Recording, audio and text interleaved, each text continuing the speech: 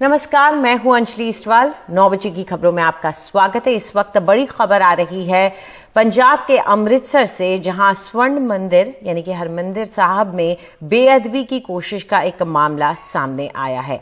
ये घटना आज शाम 5:45 की है। ऐसी खबर आ रही है कि इस आरोपी, जिसको बेअदबी का आरोपी बताया जा रहा है, उसकी मृत्यु हो गई है। आपको बता दें कि अमृतसर के डीसीपी परमिंदर सिंह भंडाल ने कहा है कि इस पूरे मामले की अभी जांच जारी है और मृतक के शव को सिविल अस्पताल ले जाया गया है। शाम के टाइम आज जब रहरा साहब चल रहा था तो उस टाइम में एक लड़का जो कोई मेरे ख्याल कोई 24-25 साल का होगा और वो दरबार साहब अंदर जिथे आप मत्था टेक रहे हैं उतों अंदर जंगला टप के अंदर चल गया और जंगला टप के अंदर जाके जो महाराज दा श्री साहब उन्होंने चुक के और जो उन्होंने चुकया तो इमीडिएटली साडे जिहड़े अंदर सिंह सीगे उन्होंने उन्होंने फड़ के काबू किया। काबू करने तो बाद जो उन्होंने बाहर लिया तो इन्नी कि संगत वालों ਉਹਦੇ ਨਾਲ ਕੁੱਟਮਾਰ ਹੋ ਗਈ। ਉਹ ਜਦੋਂ ਇੱਥੇ ਲਿਆਉਂਦੇ ਤੱਕ ਉਹ ਜਿਹੜਾ ਆਪਣਾ ਜਿਹੜਾ ਸਾਹ ਛੱਡ ਚੁੱਕਾ ਸੀਗਾ। ਨਹੀਂ, ਇਹ ਹੁਣ ਅਸੀਂ ਵੈਰੀਫਾਈ ਕਰਾਂਗੇ। ਅਜੇ ਤੱਕ ਤੇ ਜਿਹੜਾ ਮੌਕੇ ਦੇ ਉੱਤੇ ਫਿਰ ਉਸੇ ਜਿਹੜੀ ਅਸੀਂ ਇਮੀਡੀਏਟਲੀ ਜਿਹੜੀ ਉਹਦੀ ਬੋਡੀ ਆ ਉਹ ਲੈ ਕੇ ਤੇ ਅਸੀਂ ਸਿਵਲ ਹਸਪੀਟਲ ਭੇਜਤੀ ਆ ਤੇ ਇਸ ਤੋਂ ਬਾਅਦ ਅੱਗੇ ਹੁਣ ਜਿਹੜਾ ਉਹ ਕਾਰਵਾਈ ਕਰਾਂਗੇ। ਬਿਲਕੁਲ ਜੀ, ਬਿਲਕੁਲ ਇੰਨੀ ਵੱਡੀ ਸਾਰਾ ਕੁਝ ਹੋ ਗਿਆ, ਉਹ ਕੈਮਰਿਆਂ 'ਚ ਰਿਕਾਰਡ ਆ, ਹਰ ਚੀਜ਼ ਆ ਤੇ ਇਹ ਸਭ ਬਿਲਕੁਲ ਜਿਹੜਾ ਉਹਨੇ ਇਸੇ ਕਰਕੇ ਕੋਸ਼ਿਸ਼ ਕੀਤੀ। ਹੋ ਸਕਦਾ ਇਸ ਤੋਂ ਵੱਡਾ ਵੀ ਕੋਈ ਸ੍ਰੀ ਸਾਹਿਬ ਚੁੱਕ ਕੇ ਕੀ ਕਰਨਾ ਸੀ, ਉਹ ਤੇ ਇਮੀਡੀਏਟਲੀ ਜਿਹੜੀ ਸੰਗਤ ਨੇ ਅੰਦਰੋਂ ਬਚਾ ਲਿਆ। ਬਿਲਕੁਲ ਬੇਅਦਬੀ ਕਰਨਾ ਹੈ, ਬਿਲਕੁਲ ਸਪਸ਼ਟ ਸੀਗਾ, ਕੈਮਰੇ ਦੇ ਵਿੱਚ ਕੈਦ ਹੈ ਸਾਰੀ ਗੱਲ ਤੇ ਬਿਲਕੁਲ ਬੇਅਦਬੀ ਕਰਨ ਆਇਆ ਸੀ। ਬੇਅਦਬੀ ਕਰਨ ਦੇ ਮਸਲੇ ਨਾਲ ਹੋਇਆ ਸੀਗਾ। ਇਹ ਤਾਂ ਕੋਈ ਲੁਕੀ ਛਿਪੀ ਗੱਲ ਨਹੀਂ, ਸਾਰਿਆਂ ਨੂੰ कैमरे ਦੇ ਵਿੱਚ ਸਾਰਾ ਕੁਝ ਮਤਲਬ ਰਿਕਾਰਡ ਹੋ ਗਿਆ। ਰਣਜੀਤ ਕੋਈ ਖਾਸ ਪ੍ਰਬੰਧ ਕਰੇਗੀ? ਇਹ ਐਸਜੀਪੀਸੀ ਦੇ ਪ੍ਰਬੰਧ ਪਹਿਲਾਂ ਵੀ ਬਹੁਤ ਮਤਲਬ ਤਸੱਲੀ ਬਖਸ਼ ਨੇ, ਪਰੰਤੂ ਹੁਣ ਹੋਰ ਵੀ ਸਖਤੀ ਨਾਲ ਮਤਲਬ ਇਸ ਦਾ ਪ੍ਰਬੰਧ ਕੀਤੇ ਜਾਣਗੇ ਤਾਂ ਕਿ ਅਜਿਹਾ ਕੋਈ ਅਣਜਾਣ ਬੰਦਾ ਕੰਮ ਨਾ ਕਰ ਸਕੇ। और अब रुक करते हैं दूसरी खबर का। उत्तर प्रदेश से आ रही खबर, जहां आज समाजवादी पार्टी अध्यक्ष अखिलेश यादव के कई करीबियों के यहां इनकम टैक्स के छापे पड़े हैं। ये छापे मऊ, मैनपुरी, आगरा, लखनऊ में पड़े हैं। मऊ में समाजवादी पार्टी के राष्ट्रीय महासचिव राजीव राय का घर है, जहां छापे पड़े।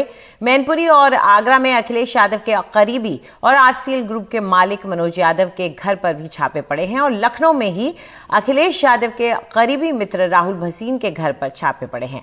अखिलेश यादव ने इनकम टैक्स के छापों पर पलटवार करते हुए कहा है कि अभी तो इनकम टैक्स वाले आए हैं, अभी ईडी और सीबीआई भी आएगी। अब उत्तर प्रदेश में उनसे इनकम टैक्स विभाग चुनाव लड़ेगा, ये उनका कहना था। साथ ही अखिलेश ने यह भी कहा कि कुछ भी हो, साइकिल की रफ्तार नहीं रुकेगी।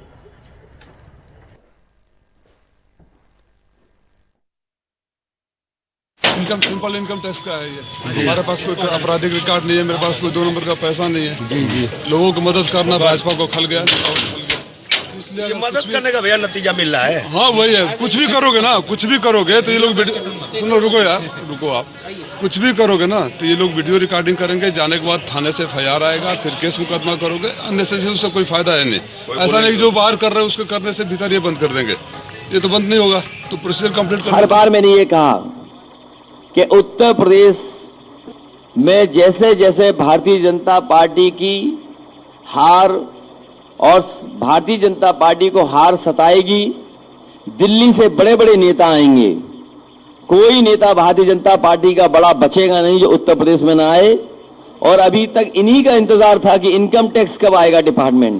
अभी तो इनकम टैक्स आया है, ईडी आएगा, सीबीआई आएगी, न जाने कौन कौन सी संस्थाएं आएंगी, अफवाहें फैलाई जाएंगी, साजिश की जाएंगे, षड्यंत्र की जाएंगे, लेकिन उसके बावजूद भी साइकिल की रफ्तार कम नहीं होगी, रथ की रफ्तार कम नहीं होगी और उत्तर प्रदेश से भारतीय जनता पार्टी का सफाया होना निश्चित है। वो जान गए हैं कि उत्तर प्रदेश से भारतीय जनता पार्टी खत्म और इसीलिए उन्होंने इनकम टैक्स को भेजा है। चुनाव से पहले ही क्यों?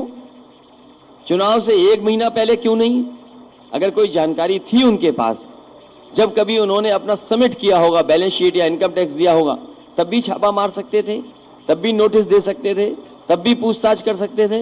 लेकिन जैसे ही चुनाव करीब आया है, ये डिपार्टमेंट भी अब चुनाव लड़ने उत्तर प्रदेश में आ गया है। तो ये जो रवैया है ये जनता देख रही है, जनता तैयार है इस बार भारतीय जनता पार्टी को हटाने के लिए। बंगाल के चुनाव में क्या हुआ?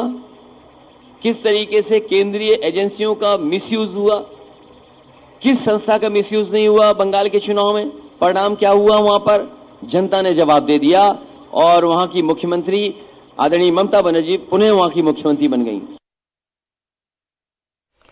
और अब खबर उत्तर प्रदेश के चुनावों से ही जुड़ी हुई। प्रधानमंत्री नरेंद्र मोदी ने आज उत्तर प्रदेश के शाहजहांपुर में 594 किलोमीटर लंबे गंगा एक्सप्रेसवे की आधारशिला रखी। ये एक्सप्रेसवे मेरठ से प्रयागराज तक जाएगा। ये उत्तर प्रदेश का सबसे लंबा एक्सप्रेसवे होगा। 594 किलोमीटर लंबा ये एक्सप्रेसवे 6 लेन का होगा और मेरठ, हापुड़, बुलंदशहर, अमरोहा, संभल, बदायूं, शाहजहांपुर, हरदोई, उन्नाव, रायबरेली, प्रतापगढ़ और प्रयागराज से गुजरेगा। इस दौरान पीएम मोदी ने पहले की सरकारों को निशाने पर लिया ही उन्होंने एक नया नारा भी दिया, यूपी प्लस योगी, यानी बहुत है उपयोगी। सूरज डूबता था तो कट्टा लहराने वाले सड़कों पर आ धमकते थे। ये कट्टा गया कि नहीं गया? ये कट्टा जाना चाहिए था कि नहीं जाना चाहिए था? आज पूरे यूपी की जनता कह रही है, यूपी प्लस योगी बहुत है उपयोगी। पीएम मोदी के बयान पर अखिलेश यादव ने भी प्रतिक्रिया देते हुए कहा कि उत्तर प्रदेश के मुख्यमंत्री योगी आदित्यनाथ अनुपयोगी हैं। गीता में यही कहा गया है, जो दूसरे का दुख अपना दुख समझे वो है योगी। यही गुरु नानक जी ने कहा कि जो माया के बीच में माया से दूर रहे वो योगी है। बताओ, हमारे मुख्यमंत्री जी पहले उदाहरण हैं जो योग बात से सीधे कुर्सी पे बैठ गया थे। इसलिए योगी नहीं है, अनुपयोगी है, अनुपयोगी। और अनुपयोगी इसलिए कि 24 घंटे काम करते हैं और फिर बेरोजगारी बढ़ा देते हैं। उधर कांग्रेस नेता राहुल गांधी और प्रियंका गांधी वाड्रा ने आज अपने पुराने किले अमेठी में बीजेपी भगाओ महंगाई हटाओ प्रतिज्ञा पदयात्रा की। अमेठी की जनता को संबोधित करते हुए राहुल गांधी ने पीएम मोदी को घेरा। उन्होंने गरीब तबके से लेकर मिडिल क्लास का जिक्र करते हुए नोटबंदी और गलत तरीके से लागू की गई जीएसटी का मुद्दा उठाया। प्रियंका गांधी ने जनसभा को संबोधित करते हुए इशारों में लोकसभा चुनाव में राहुल गांधी की हार का जिक्र भी किया। प्रियंका ने कहा कि उन्हें अमेठी के लोगों से कोई शिकायत नहीं है और उनका यहां से संबंध सियासी न होकर पारिवारिक है। कभी नरेंद्र मोदी जी गंगा में स्नान करेंगे, कभी केदारनाथ चले जाएंगे, कभी हाईवे पे हवाई जहाज लैंड करेगा। आपके ध्यान को कभी इधर ले जाना, कभी उधर ले जाना, कभी उधर ले जाना। मगर जो सच्चे सवाल है, बेरोजगारी और महंगाई, उन सवालों पर आपका ध्यान ना चला जाए। पूरा का पूरा यही लक्ष्य है। नरेंद्र मोदी जी, योगी जी यही काम करते हैं। मैं हमेशा यहाँ आती थी तो मैं हमेशा कहती थी, राजनीतिक रिश्ता नहीं है, पारिवारिक रिश्ता है, जज्बात का रिश्ता है और वो रिश्ता आज भी कायम है। आपसे कोई शिकायत नहीं है, न कभी हो सकती है। कभी कभी परिस्थितियां ऐसी बनती हैं कि चाहे कोई कितना भी समझाए, सच छुट जाता है। जब ऐसी परिस्थितियां बनती हैं तो इंसान को अपने ही अनुभव से, अपने ही एहसास से सच्चाई पहचाननी पड़ती है।